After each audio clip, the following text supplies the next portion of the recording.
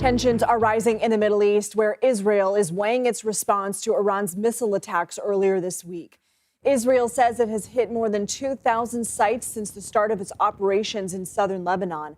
Overnight explosions were heard in Beirut. The IDF says it was targeting another Hezbollah headquarters in the city.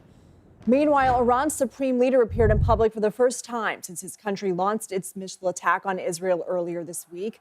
He eulogized the former Hezbollah commander, Hassan Nasrallah, and called this week's strikes, quote, totally legal and legitimate. Israel has vowed to retaliate for Tuesday's missile barrage, but the timing, size, and scope of the response has yet to be seen.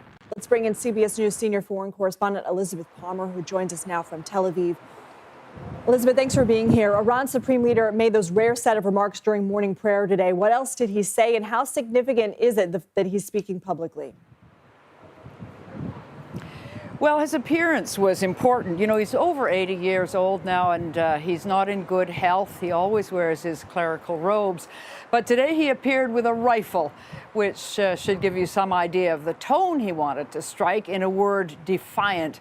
As you said, he did spend some time talking about Hassan Nasrallah, the late chief of Hezbollah, whose death is a really serious blow to Iran. Nasrallah was the head of Iran's most powerful proxy outside the country, Hezbollah, and Iran knows that without Nasrallah, Hezbollah has been seriously weakened. But by extension, Iran looks weak and outflanked by Israel too.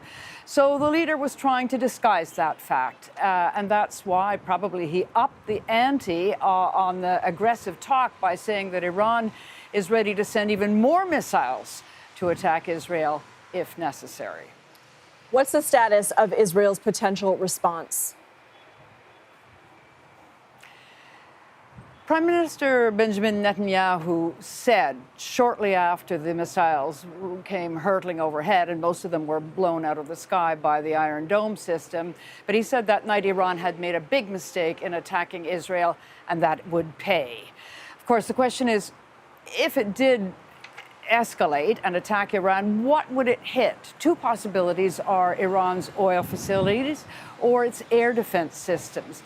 But so far, there's absolutely no indication when this might happen or even if. Elizabeth, we are approaching 1 year since October 7th, the attack that catapulted this region into war. Is there an end in sight? In a word, no.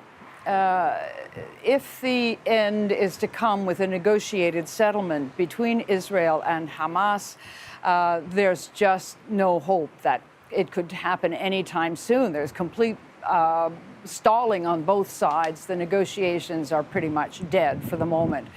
Could it happen suddenly with a wider deal? I suppose there's an outside possibility. Iran's foreign minister was in Beirut today, and he said, kind of enticingly, that he would support a ceasefire with Hezbollah if it included an end to the attacks on Gaza. So at least it opens the door to perhaps a wider, more complicated deal. But even if that happened, it wouldn't come quickly, and there's going to be a lot more bloodshed before we get there. Elizabeth Palmer, thank you.